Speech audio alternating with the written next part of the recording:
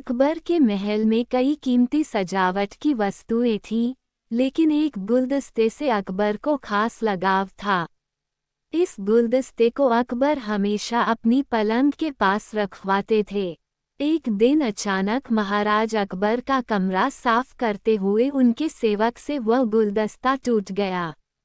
सेवक ने घबराकर उस गुलदस्ते को जोड़ने की बहुत कोशिश की, लेकिन नाकाम रहा।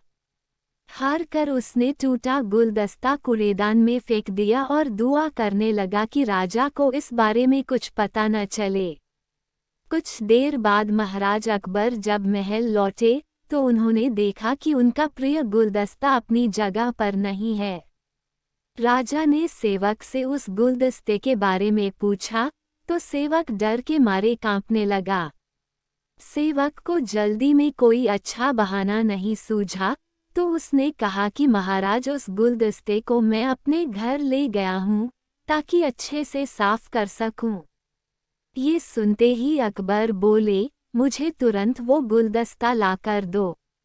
अब सेवक के पास बचने का कोई रास्ता नहीं था। सेवक ने महाराज अकबर को सच बता दिया कि वो गुलदस्ता टूट चुका है। ये सुनकर राजा आग बबूला हो गए। क्रोध में राजा ने उस सेवक को फांसी की सजा सुना दी। राजा ने कहा, झूठ मैं बर्दाश्त नहीं करता हूँ। जब गुलदस्ता टूट ही गया था तो झूठ बोलने की क्या जरूरत थी। अगले दिन इस घटना के बारे में जब सभा में जिक्र हुआ तो बीरबल ने इस बात का विरोध किया। बीरबल बोले कि झूठ हर व्यक्ति कभी न कभी बोलता ही है। किसी के झूठ बोलने से अगर कुछ बुरा या गलत नहीं होता तो झूठ बोलना गलत नहीं है। बीरबल के मुंह से ऐसे शब्द सुनकर अकबर उसी समय बीरबल पर भड़क गए। उन्होंने सभा में लोगों से पूछा कि कोई ऐसा है यहाँ जिसने झूठ बोला हो।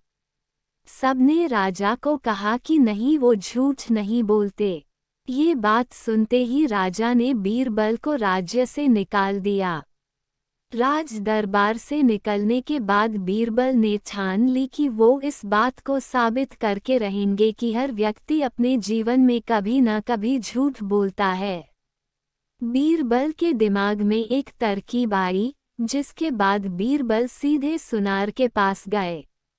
उन्होंने जौहरी से सोने की गेहूं जैसी दिखने वाली बाली बनवाई और उसे लेकर महाराज अकबर की सभा में पहुंच गए।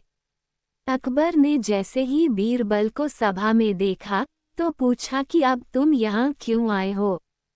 बीरबल बोले, जहाँ पनाह आज ऐसा चमत्कार होगा जो किसी ने कभी नहीं देखा होगा।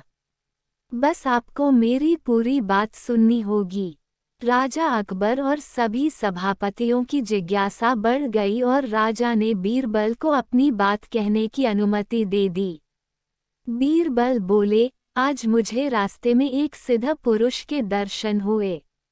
उन्होंने मुझे ये सोने से बनी गेहूं की बाली दी है और कहा कि इसे जिस भी खेत में लगाओगे वहां सोने की फसल उगेगी।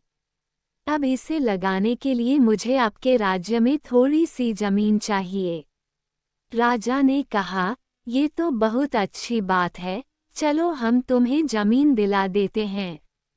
अब बीरबल कहने लगे कि मैं चाहता हूँ कि पूरा राज दरबार यह चमत्कार देखे। बीरबल की बात मानते हुए पूरा राज दरबार खेत की ओर चल पड़ा। खेत में पहुंचकर बीरबल ने कहा कि इस सोने से बनी गेहूं की बाली से फसल तभी उगेगी जब इसे ऐसा व्यक्ति लगाए जिसने जीवन में कभी झूठ न बोला हो। बीरबल की बात सुनकर सभी राजदरबारी खामोश हो गए और कोई भी गेहूं की बाली लगाने के लिए तैयार नहीं हुआ। राजा अकबर बोले कि क्या राजदरबार में कोई ऐसा व्यक्ति नहीं है जिसने अपने जीवन में कभी झूठ न बोला हो। सभी खामोश थे। बीरबल बोले, जहां पनाह अब आप ही इस बाली को खेत में रोप दीजिए।